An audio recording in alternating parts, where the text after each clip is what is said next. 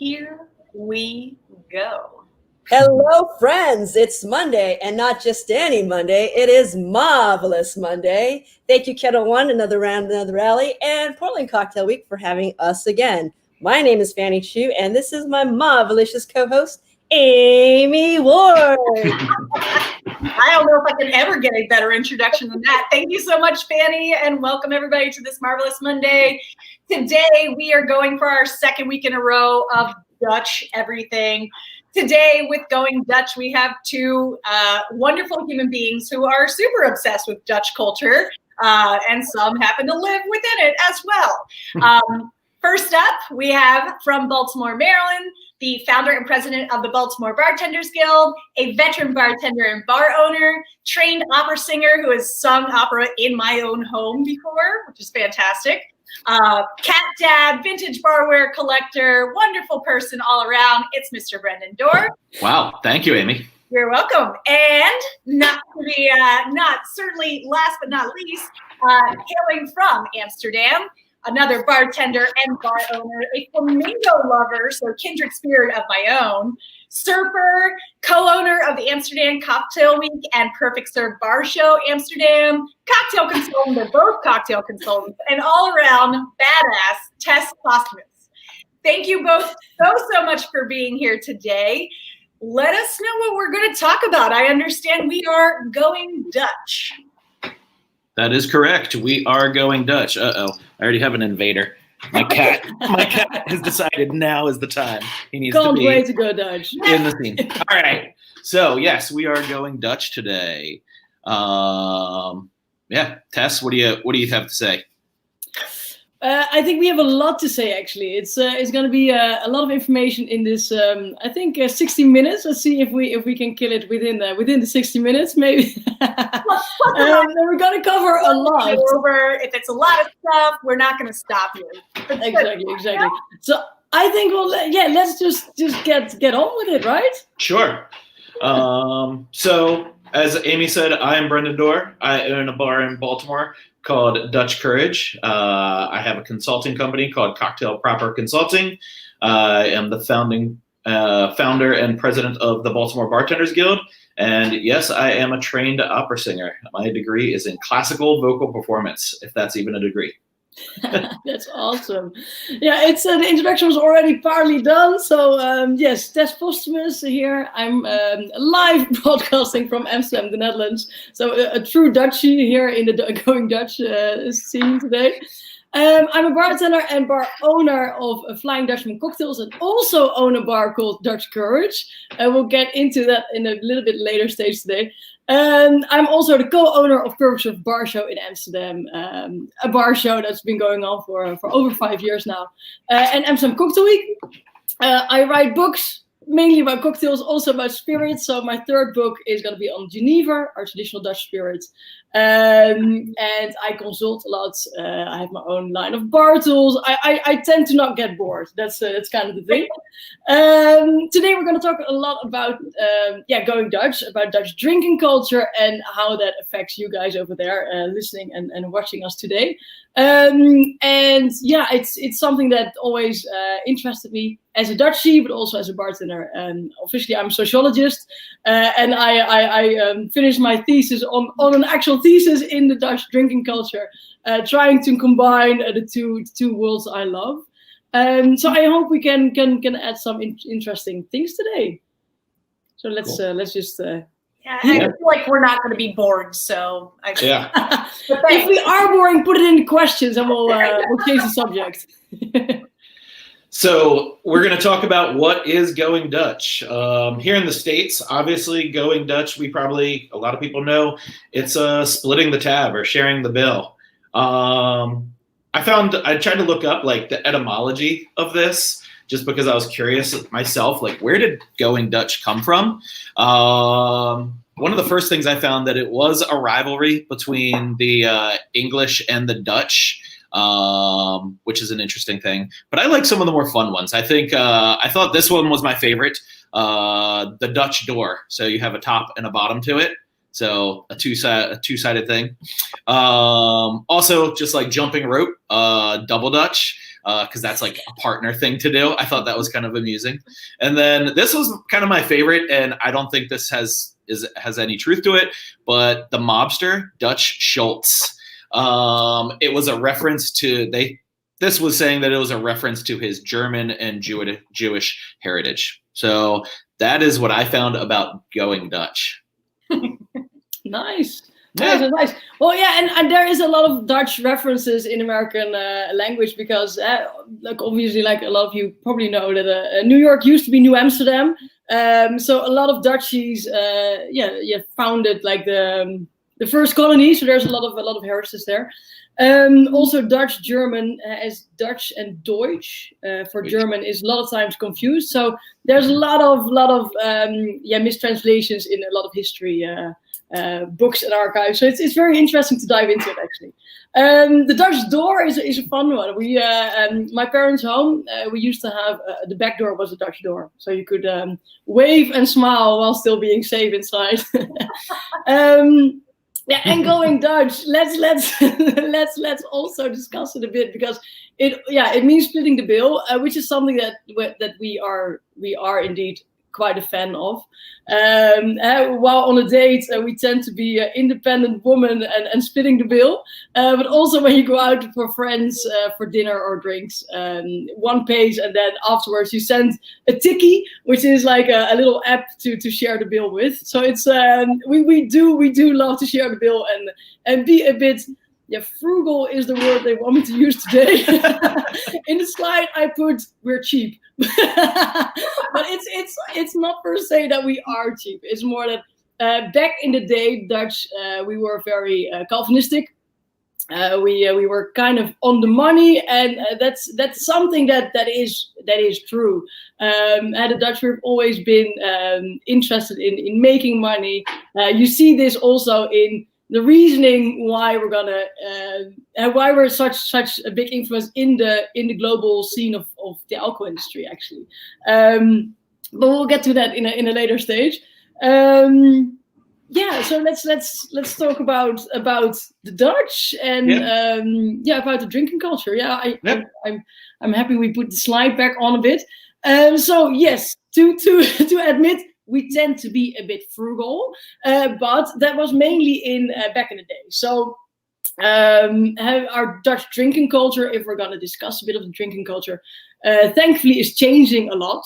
So while you guys in America had the golden age of the cocktail in the 1900s, in the Netherlands we were still not mixing drinks. We were just enjoying a glass of Genever straight up, and we would sip it. Or we would enjoy a glass of liqueur straight up, or a beer, but we didn't mix it. And even in the world in the later years, if we're talking the Roaring 20s, also the 40s and the 60s later on, we still didn't really mix our drinks. It was very much straight up and normal instead of crazy. If we used to make a rum and coke would be mixing and would be I go mad in the weekend, and it's quite interesting actually. It's thankfully changing. So it's we in the Netherlands we have this saying. I'm trying to translate it freely to you, but it goes like just act normal, you're crazy enough. Doe maar normaal, dan doe je al gek genoeg. And I think that very much describes and explains the Dutch culture in a bit just by that saying. Just act normal, you're crazy enough. So we didn't mix our drinks. That was too posh, too fancy, too nose up in the air. There were, however, cocktail bars. Already 70 years ago, we had the first MBC. It's still the MBC, our Dutch bartender guild. So it's one of the oldest in the world, and that's quite interesting because we as Dutchies didn't drink cocktails. However, again, here comes the money again. We did like to make money, and especially on tourists and businessmen. So the Americans and English visiting the Netherlands, we had to make cocktails for them, obviously. So there was a bartender guild, the MBC, that's still a big thing today. But it was only focused on non-Dutchies. So you had the American bars, the cocktail bars, Many of the modern hotels back in the day, they used to have an American bar, and the American bar said that they made cocktails there, but the clientele weren't the Dutchies. So that was more like the foundation of the Dutch non-cocktail lovers. Thankfully, things changed. So globally, we're talking about a renaissance of the cocktail since the 2000s. And that renaissance is not a renaissance because there wasn't anything to renaissance in the Netherlands, but it did kickstart a bit of a foundation of cocktail culture and cocktail recognition in Europe, in non-cocktail countries like the Netherlands. So it's very much happening. There's a lot happening bar-wise. I'm talking pre-corona situation because now everything is on hold for a bit. And I think we really got up also on a global scale. Bear in mind that the entirety of the Netherlands is this small. We have 16 million people. That's the entirety of the country, and we are very jam-packed into square meters together. So just to give you a bit of an idea, I live in Amsterdam, which is kind of like not in the middle, but it's like western side of the middle. If I would drive from the top of the Netherlands all the way down where my parents live at the Belgian border, I drive for 3-4 hours. If I go all the way from west to east, it's 2.5 hours. That's the entirety of the country. Yeah. So keep that in mind when we continue this talk today. Like that, the Netherlands, such a small country, has quite a big influence in the world of booze. Mm-hmm. Sure.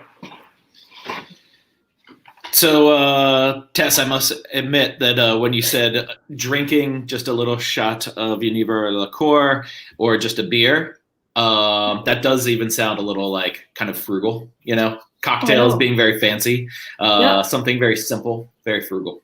Yeah. So today we're going to start talking about also going Dutch literally, like choosing the right spirit. And today we're going to be talking about Kettle One and what makes Kettle One such a great product. I mean, they have obviously the Nolet family has a very long history in distillation. They use really superb products, and they're using old and new techniques when they're distilling. I think I've always really enjoyed Kettle One. I really like the nice citrusy notes and then a good pepperiness on the back end. And it's a great product for a very great price. So, but talking about distillation, we're going to move back again to you, Tess, because you have obviously a lot of knowledge in this area. I try to. Yeah, I think we can put the next slide up. Yes. Yep. So I'm going to try and keep this as less geeky as possible, but still keep it interesting for you guys. No, go skip it. Okay. Yeah. No, there is a reason why we're talking history when we're talking Kettle One, because obviously it's a vodka brand with rich history. But the history actually makes for the product. Like it makes the product what it is and the quality that it has. And to explain that and to understand that a bit, I think it's interesting to go all the way back to the start of distilling techniques.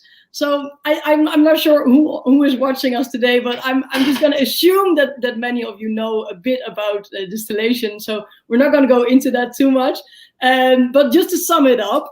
And obviously there is an alternative version of this story I'm telling. I'm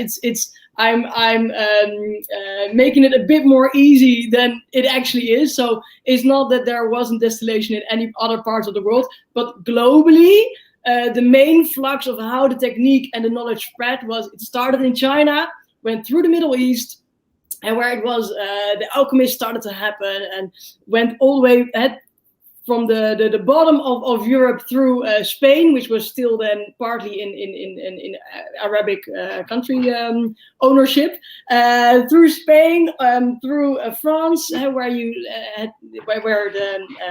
the monks started making their liqueurs, all the bitter liqueurs. I'm not going to name any other brands today.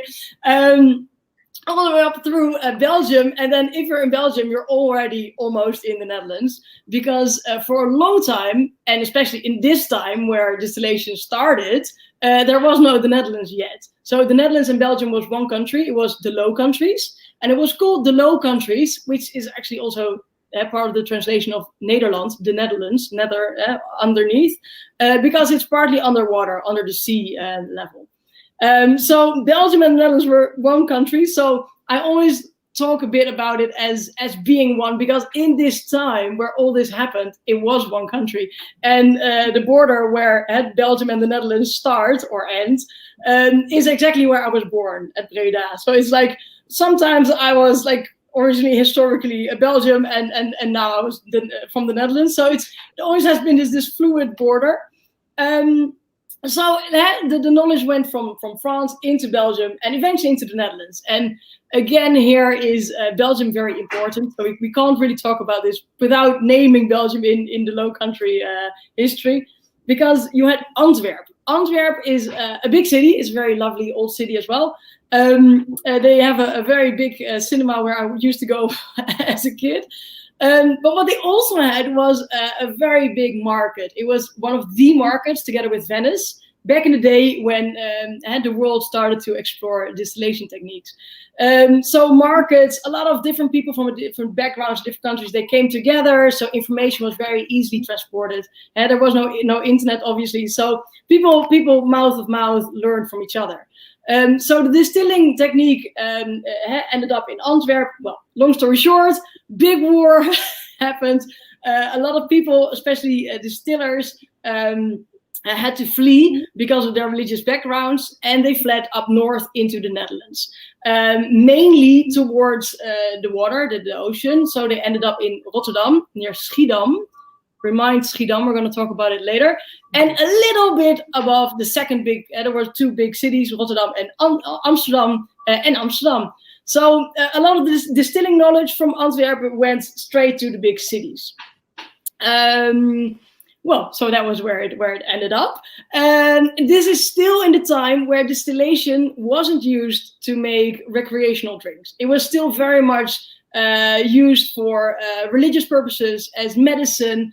People made this distillation, distilled spirits, to cure all sorts of illnesses, but also to try and find the eau de vie, the liquid of life. So sometimes my Dutchness starts to annoy. But people weren't recreational drinking yet. That started when people experienced that alcohol actually had, besides the maybe medicinal and religious purposes, also had some boozy funness to it. But again, it was still very much at the first beginning of it all. So people started to mask bad flavors with using sugars or spices.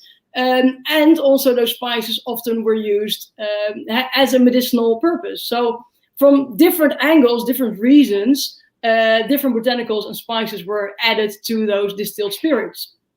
Well, again, I promise you not to talk too much about all this history. So let's again explain where the Netherlands ended up, and why we're talking Going Dutch and explaining this little story is because the Netherlands, together with England, and here comes the rivalry we were talking about with Going Dutch, the Netherlands had a monopoly on the spice trade.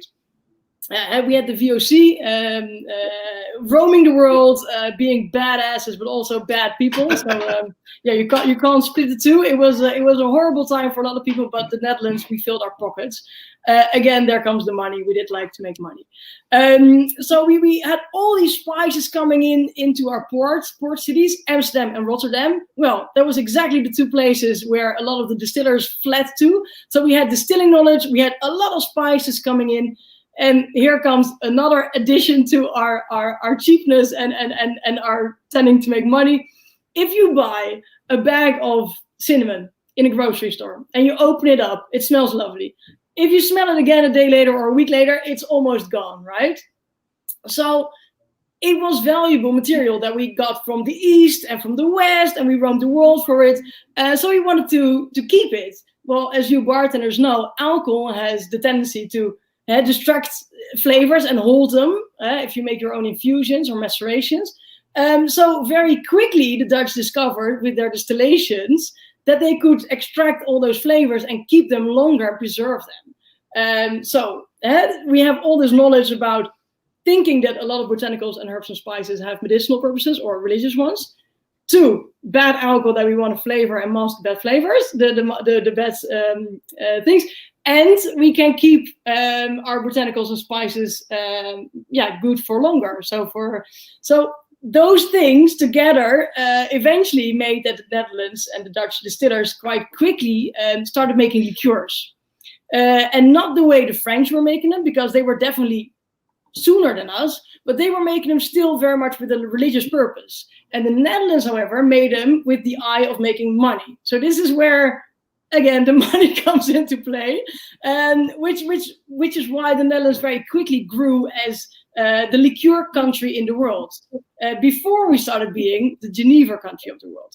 So it started with liqueurs, and we had sugars from the east, from the west, spices from the east, and they together ended up in liqueurs.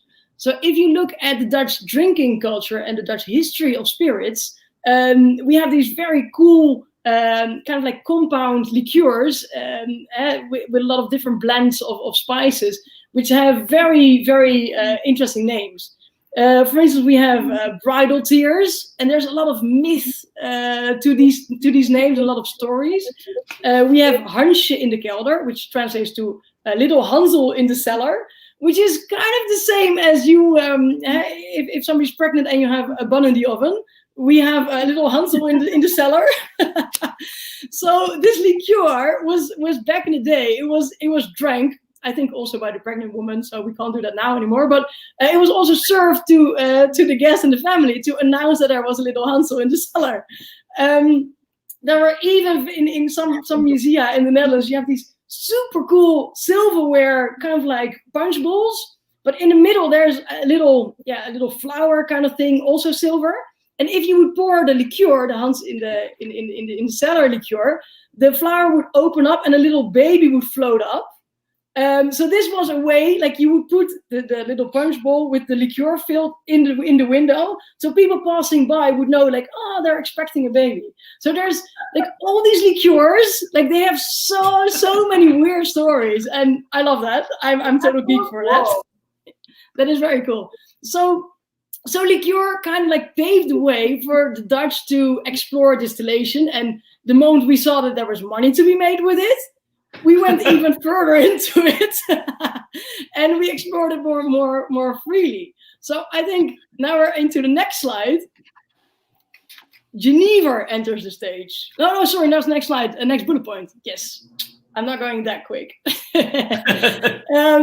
Geneva enters the stage. So I'm going to skip the part of the burnt wine. I hope you already know the story. If not, reach out to me on Instagram and I'll quickly type it to you. But brandewijn, brandy, cognac, also was a Dutch invention. And again, also to make money. We were shipping wines and we wanted to save volume, so we started distilling them, thinking we could water it down again, and we kind of on purpose invented brandy. But this brandy, brandewijn, again from religious reasons, was often, or was in the beginning, the base spirit of all these liqueurs, because the technique started with distilling grapes. But in the Netherlands, we don't really have grapes, so we import grapes, which are expensive. We, however, have grain. So eventually, after all this liqueur production and everything, and importing it from France, and sometimes we were fighting with France, so we didn't want to import from France. So eventually, we started using grains. So grain distillation technique was very quickly mastered and refined in the Netherlands, because we wanted to cheap our way out of buying all the brandy. So very quickly, again, if you look at the world, the Netherlands, as a small country that it is, was very good at making proper, nicely drinkable grain-based distillations. There was a lot of interaction with Ireland about whiskies, So Dutch and Irish distillers often travel back and forth and exchanged ideas. But it's like Geneva and whiskey, they're the same age. We don't know who was older, but it happened at about the same time. So here we are making Geneva from grain. So it's like, okay, so why from liqueurs all the way to Geneva? What is Geneva? Well, again, I'm not going to talk too long about it, but Geneva is the missing link between gin and whiskey. Whiskey, malt-based grain distillation. Gin, neutral spirit with botanicals. If you have Geneva, malt-based, with botanicals, because we had all those spices from the spice trade, and juniper berry, because that had a medicinal purpose, together you have Geneva. And then it depends on the category and the style, if it has a lot of maltiness or a lot of botanicals. So we have 3 categories, but that's another theme for another topic. We combined all that knowledge we had of the liqueur production, so how to treat all those botanicals and spices, about the grain distillation, and we made Geneva, our own distillate. Right, let me see the bullet points so I know where to go. So nice. I already talked through a lot of it. So other traditional spirits, so we have a lot of old Dutch liqueurs with all those weird names, and they're often a blend of warm spices you find in the East. So think about cinnamon, cloves, nutmeg, cardamom, pepper, those spices together with citrus. So easy distillable products like orange, triple sec, those kind of things. Advocaat, which is also a cool one. It's kind of like the Dutch eggnog, based on brandy or fake brandy. We call it vieux because it sounds French, but it is the cheap Dutch version of brandy. Well, it's delicious, even if it's cheap version of it all. It's also like this time of the year, it is the hardest possible thing to find it in the U.S. right now because is it? Yeah, it is, and there's only like three imports I think that we can get, 3 different brands, but it is so hard to find right now because it is like the best holiday drink. It is avocado. Oh my gosh. Sorry. All right, no, but like, okay, so remind me afterwards. I can share a recipe how to make your own avocado, and we can use that one in the mix. Repeat it at the end of it. No worries. I'll write it out. Like we'll get this. We'll get this going. So advocaat is one of the Dutch traditional ones. Obviously with egg because it's eggnog twist. Beer. We are big beer drinkers. Mainly Pilsner style, but again, there is a revolution going on in the world of drinks. So it's not just drinking to cheaply have a drink. The Dutch mindset is a bit changing towards it also has to be nice. So there's a lot of variation, and there's a lot of subcategories growing. Lovely craft beers, IPAs, you name it, we have it. Which comes back to the kopstootje we're going to talk about in the next slide. And we have a lot of bitters. So it's kind of like bitter liqueurs, kind of like Amari. Not the red bitter version, but more like the dark spiced ones, the digestives. So you see a lot of variations and a lot of regional ones and a lot of sailor versions because again we're a sea country, so a lot of naval history there. All right, I think we can go to the next slide. Yes. Kopstootje. So this is one of the things that my bar is based around, besides obviously cocktails. But the kopstootje is translated to little headbutt, which sounds a bit more aggressive than it actually is. So this, what you see on the picture, is a kopstootje, little headbutt. So it's always a beer, a Pilsner style beer traditionally, paired with a Geneva, a glass like this. We call it a tulip glass. The Netherlands is the country of flowers and tulips and cheese also, but tulips. So it represents the form, the shape of a tulip.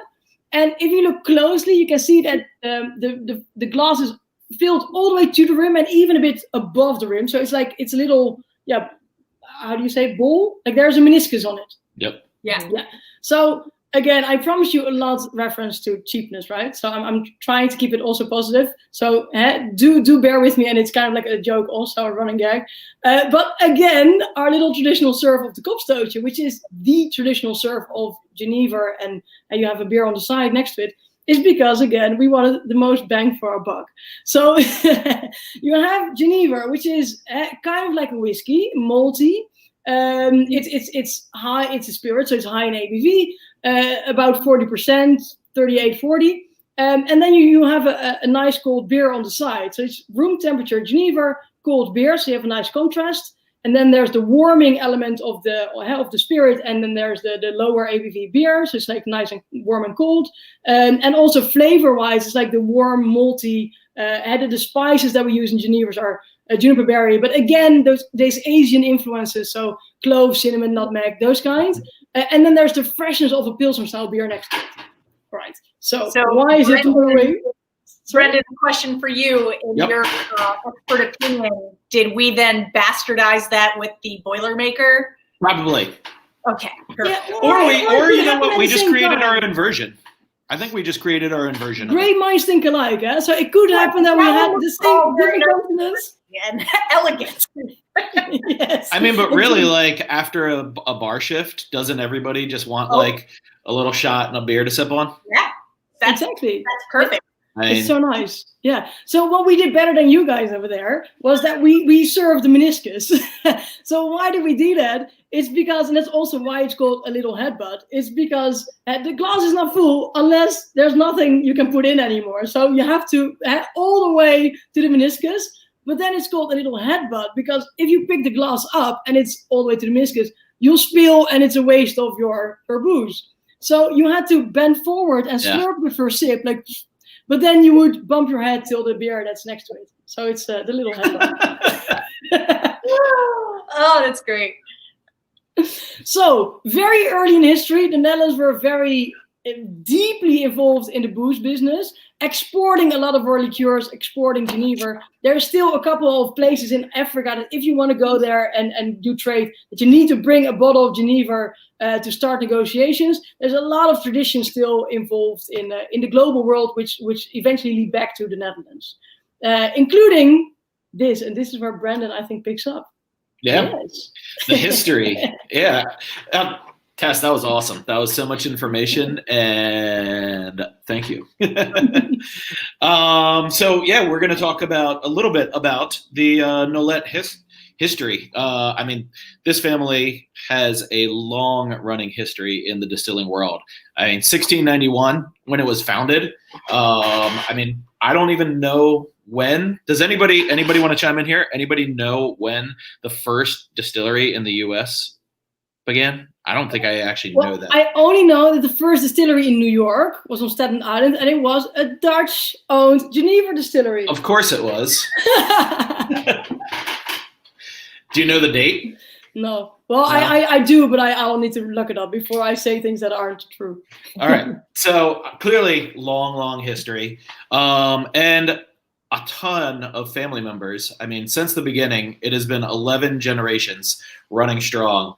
I thought this was really kind of amusing. They all have the same name. They almost all have the same name. So it started with Johannes Nolet opening the distillery in Schiedam. And this was in 1691. Then his son, Tess, if I say it wrong, forgive me, Jacobus, he secured the grain mill, because obviously if you have a distillery, you want to mill your own grain. And this paved the way for them to constantly have their own ability to produce their own product. Then it went to Johannes II, so trying to keep all these people straight. This person secured the water supply. And obviously you can't have a good spirit without good water.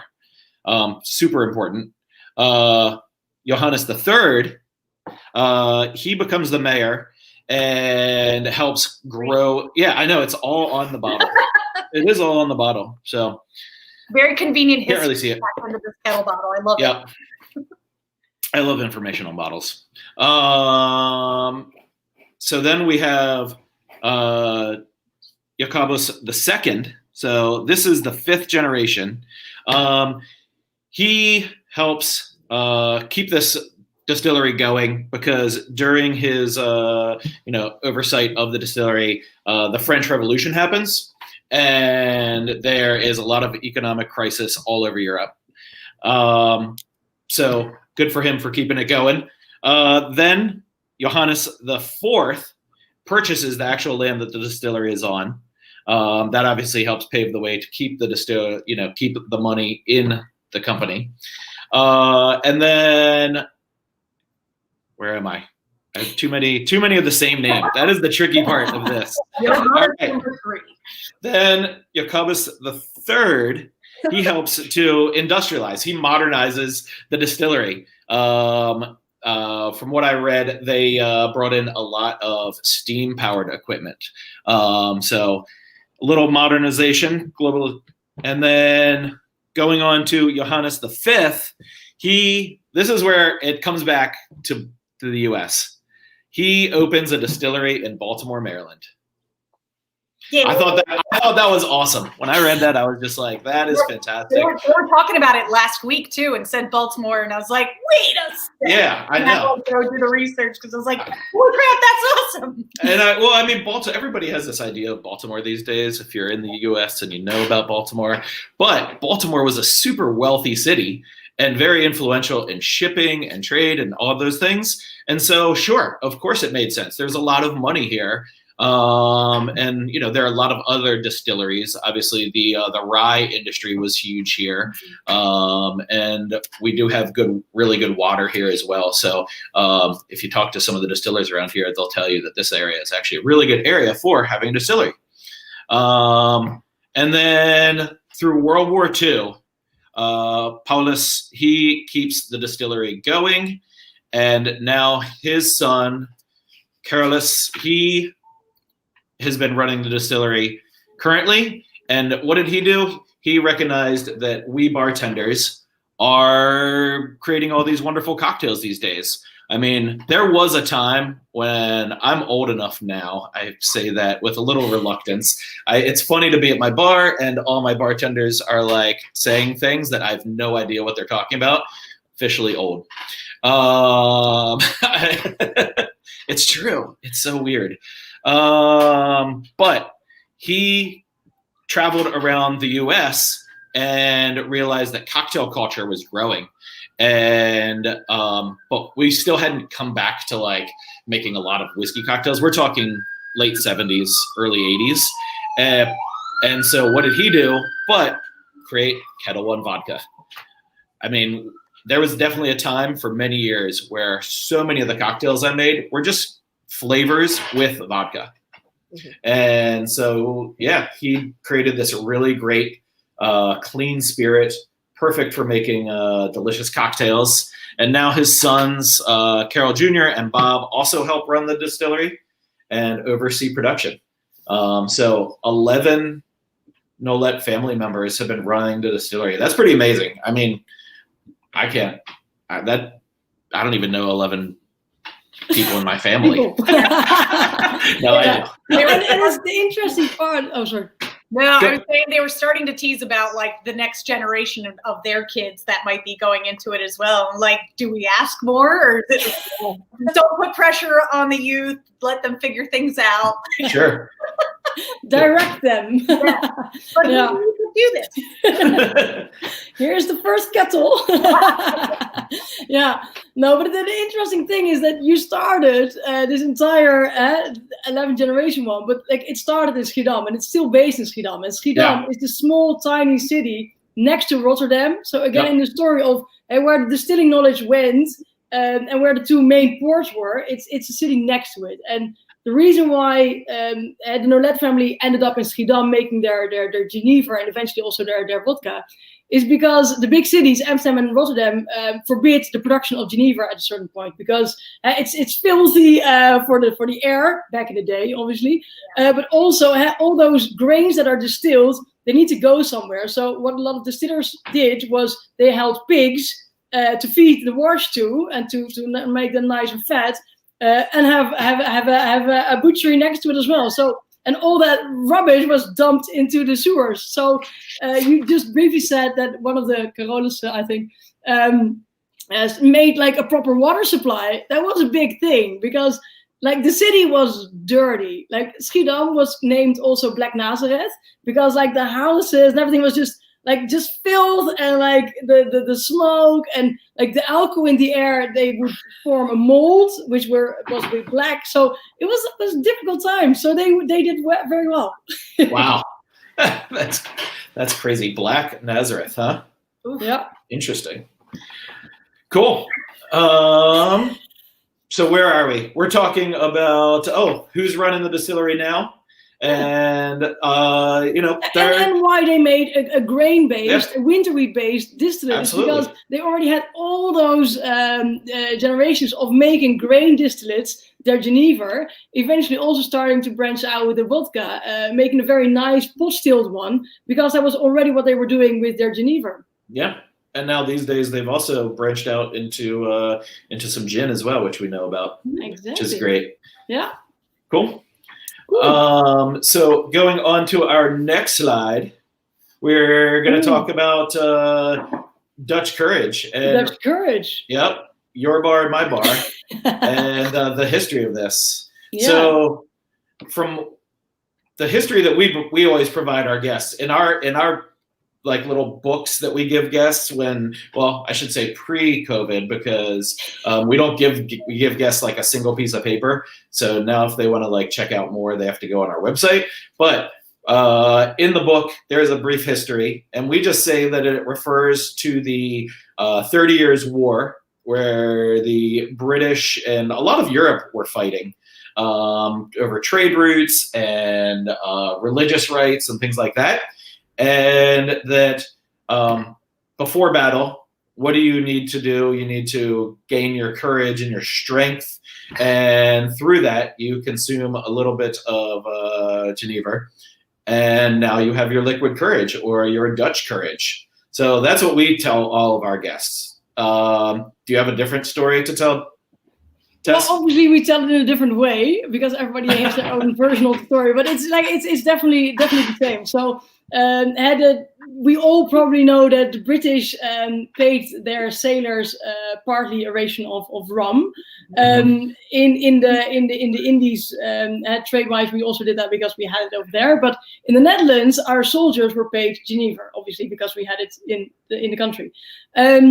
What I always think is very interesting and funny is that globally it's the 30-Year War. In the Netherlands, we call it the 80-Year War. Yeah. Because it was the Dutch War of Independence of 80 years.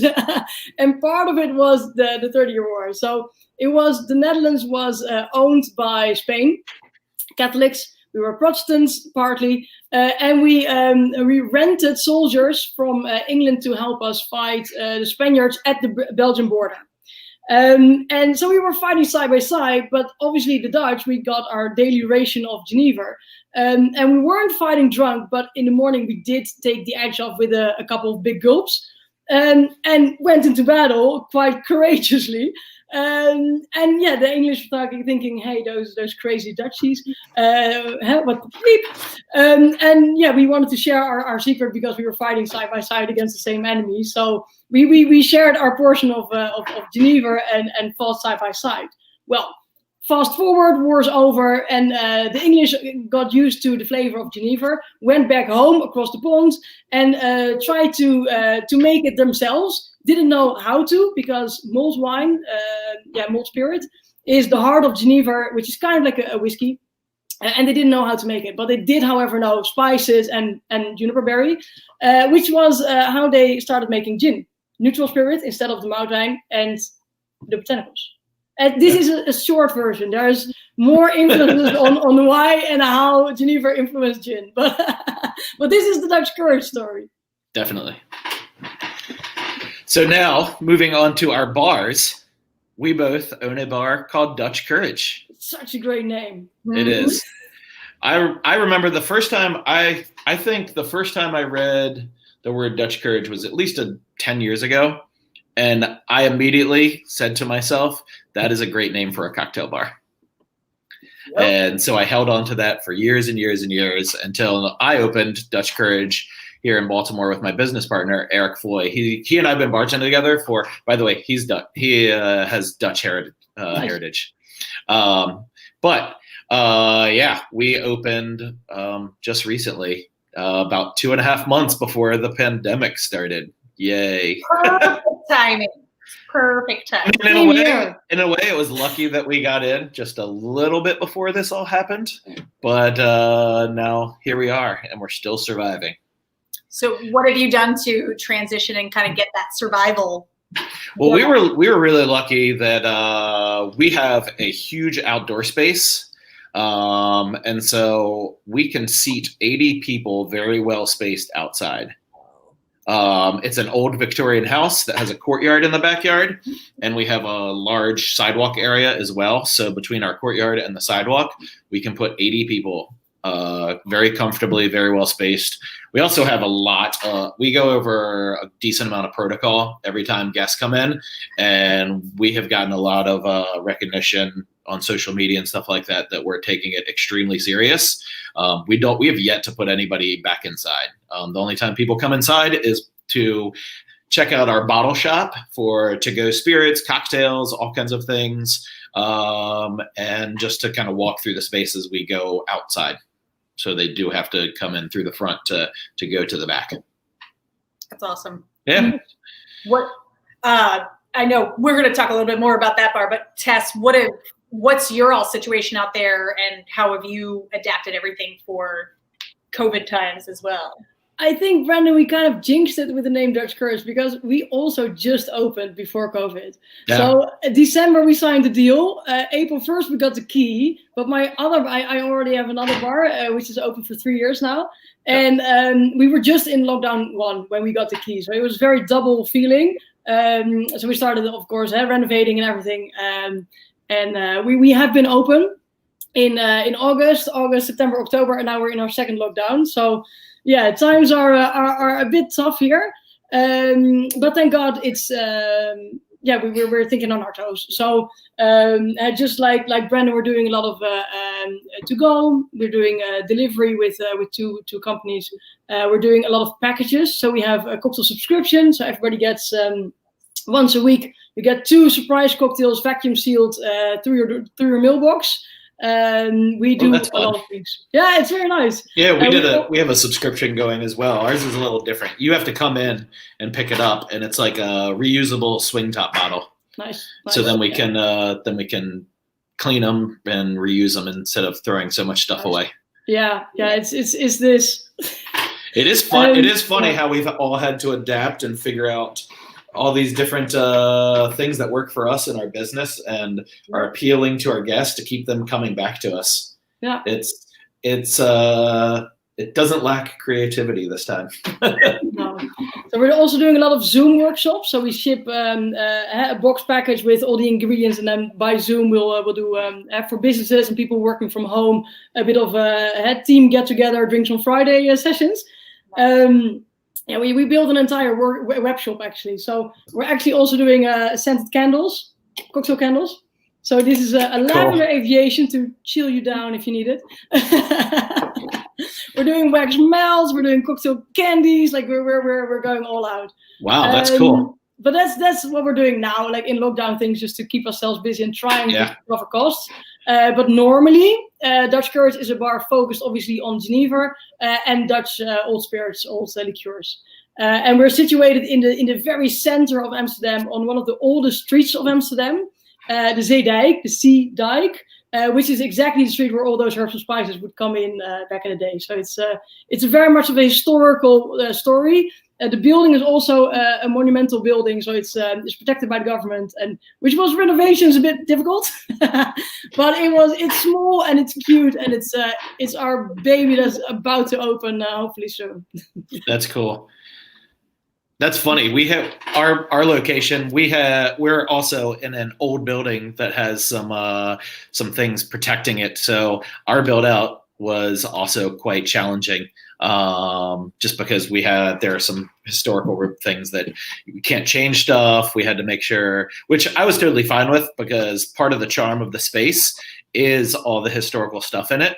But it does make it challenging when you're like, I just need to move this one thing like a little bit to make it work better for the space. Because as we all know as bartenders, the build out of the space really helps for efficiency and speed.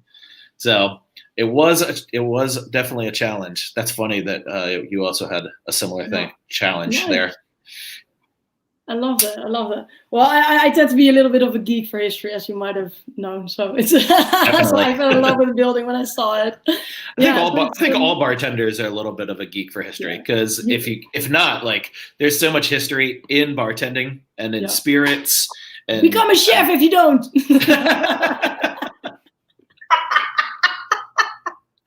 The shade.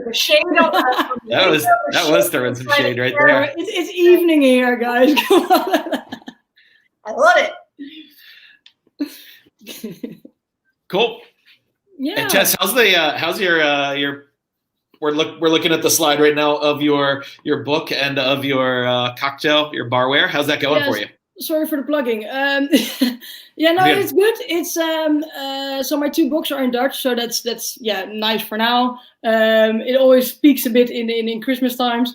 Bar tools are going okay in Europe, but we're working on new designs. And Geneva book is a bit on hold because we don't know how the situation evolves, and I'm really needed hands-on for my 2 bars and the staff. So it's a bit of an on hold situation. But overall it's going okay. It's just difficult times as a bar owner, but it's personally goes super, so we're okay. Cool. I was just curious. We're looking at some bar tool stuff, so we'll see. Nice. Yeah. Cool. Well, I was gonna show off just one cocktail today. Shall we get to that? Yeah, you promised me to make a drink, so let's go. There's a slide of our outdoor patio space there behind a fun. That was one of our happy hour cocktails. I just thought it was a fun, playful, colorful cocktail just for a day, and it got so much attention. All right, so without further ado, making a cocktail. So this cocktail is a cocktail that we just had Thanksgiving here in the States. So it was a cocktail that we did for Thanksgiving. We called it Festivus, so something that was fun and appropriate for joy and merriment and stuff like that. Something we all need right now. So this cocktail is super simple. Just a little bit of Ketel One vodka. Just an ounce of Ketel One vodka. Some Klooster bitter. So a little Dutch bitter in there. That's just a half an ounce going in for some herbal notes. This is some Fino sherry that we added we did with some toasted sesame. So it just keeps the cocktail dry, adds some savory note to it with the sesame. Yum. And then safety tops. All right. It's appropriate for the season, some cranberry. So this is a cranberry gin liqueur. And then last but not least, keeping it nice, bright, and acidic, a little bit of fresh lime juice. So you get to watch me shake this cocktail. I'm at home and my ice machine is broken in my freezer. And so I have nothing but large cubes. So I'm just going to drop one in there. Showing off. Well, I was like, oh man, I don't have ice. And then I went, oh yeah, I have some big frozen cubes. So. Woo-hoo!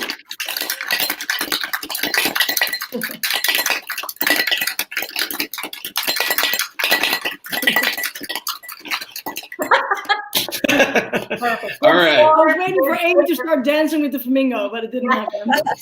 So if you know anything about Dutch Courage here in Baltimore, we love vintage glassware. All we use is vintage glassware. So vintage glass, I'm going to hold it up so you can. And no double straining, sorry. Little strain into our beautiful vintage coupe. And garnish, quite simple, just some fresh some fresh cranberries into the cocktail picked, and Festivus. Pretty simple, really beautiful. Most of it you should be able to just go and pick up and buy and yourself. The Fino sherry, just toast some sesame seeds and let them infuse for about 24 hours into the sherry. We even add a little bit of sesame oil to it. But it's nice. So nice. Looks lovely. Cheers. Hello. Cheers. Prost. Prost. All right. All right. Cool. If anybody would like to stalk either one of you, for lack of better terminology, if anybody would love to follow your adventures through all of your Dutch courage, where can they find both of you and both of your bars? Well, we have a nice slide which says it. Yay, there we are. So for me, it's Tess Posthumus. And if you want to follow the bars, it's Dutch Courage Cocktails or Flying Dutchman Cocktails. Flying Dutchman is a bar focused on classic cocktail recipes and talking about the evolution of those. Also explaining a bit on things that we change nowadays, modern interpretations, those kind of things. And mind the E, because it's Flying Dutchman. We're doing it together. And for me, you can follow me at Dorr, which is my own personal handle for Baltimore and myself. And then Dutch Courage Gin Bar. So we do focus heavily on gin. Not as much Geneva available still in the States. It's trickier to find, but we'll work on that and get some more over here. Yes. 150 plus Genevers at Dutch Courage Amsterdam. So if you ever find yourself being able to travel again, pop by. Oh, yeah. Whenever I can leave this country, it'll be for the first time, technically, except for Canada and Mexico. So I would love to get over that. Yes. Do so. Reach out. Let me know. And also, everybody watching, if there's anything, any questions or things I promised to share and I didn't share, send me a message. Hey, Brendan. Yeah. Where do you find all those lovely vintage glasses? So I find them everywhere. I love antiquing. If you behind me, you can see I have a whole wall of antique barware. My wife actually has a moratorium on me bringing more antique barware in my house. She's like, when are we going to get all this crap out of here? And a lot of it went to the bar. So if you ever come to the bar, you can see that there's a lot of stuff displayed behind the bar and things like that. But yeah, glassware, really just all over, from antique stores. And then I've made good relationships with some of the antique store, people who own the stores. And they now like message me and they're like, hey, I got all these. Any interest? Now I have so much that I think I have at least we could probably restock our bar with glassware at least 2 more times right now. Are you selling them? I'm not selling them right now. It was actually something we did plan to do in our, when we initially wrote our business plan, but then it was like, all right, where are we going to display this? And then it was like, oh, the bar's open. And then we've never really gotten back around to selling it. And it's also just, I guess, going out and sourcing it and then being like, all right, are we going to sell all this? Because then if we are, we got to keep up on sourcing it. And it's just a time management thing, really. So it is something that in my mind, I love the idea of, but then there's the reality of I actually have to go source all this. And I feel like with cocktail culture growing so much, there's some shops in Baltimore specifically, that really have some cool, they now know that people want barware, and people come to our bar and then ask where I've gotten it. And I'll tell them there's a place called Wishbone Reserve here in Baltimore that has really upped their glassware game a lot. I feel like they already had a lot. I remember the first time I went to their old location, I walked in, I'm looking around, we're checking stuff out, and they have a small glassware selection. This was their old location. And I looked at it, I counted out, they had a dozen different sets. And I just went up and I said, hey, this is my price. I'll buy all the glassware. Nice. And they were like, cool, we'll sell it all to you. And now their new location, they have just walls and walls of glassware. So I think they've really realized that, people are interested in it. And now with COVID, you look at their Instagram handle or you follow them and they post glassware. And I'm like, oh my God, I want that for my bar. And then I look a minute later and it's already sold. So and it's gone. so yeah, except I'm like, why do I need more glassware? I have so much glassware. And people bring us, we've actually received like gifts of glassware. Somebody gave us about, I'm trying to remember, it was a wedding it was their wedding, and they wanted all coupes that had gold rims. And then after their wedding, they weren't sure what to do with it, so they gave us them. It was like 80 free vintage gold rim coupes. I was like, thank you, that's amazing. Like, here's a cocktail. Here's how many. You can have cocktails for as long as you want. You could do auctions with it, like on Instagram. Yeah, that'd be dope. Yeah, definitely. So keep your antiquing eyes open, and when it's safe again, estate sales are very fun too. I just went to an estate sale the other day and bought a lot of. I was showing Leo before this all the vintage decanters full of booze still that I just bought. 17 vintage full decanters. Oh boy! Yep. Nice. Please, Aaron Joseph. I will say he dropped us off some glassware one day. So thank you, Aaron. We use it. It is in the rotation. Very cool. Well, yes. So we don't have many questions, but as Leo's telling us on the back end, there's like lots of positive comments that are being thrown up right now to show you that. But Tess, Brendan, this has been awesome. Your knowledge is vast, and I could sit here and listen to you talk forever. So I appreciate you nerding out with us. And thank you to my fabulous co-host, Amanda. Take us out. Thank you, everyone, for taking the time out for joining us today, and we hope we made your day a little more marvelous. Thank you, Tess, Brendan, Amy, Kettle One, Another Round, Another Rally, and Portland Cocktail Week. Want to see more Marvelous Monday classes like this one? Follow Portland Cocktail Week on Facebook. We have new classes on weekdays and an archive of past classes in the video tab here. Nice. And we're posting these videos on YouTube as well for folks who aren't on Facebook. We're also on Instagram, so you can find out what's coming up next there. So tune in next Monday because we are looking forward to low-waste luxury with the one and only Claire Sprouse. Yay! Y'all, same time, same marvelous day. Bye-bye. Bye.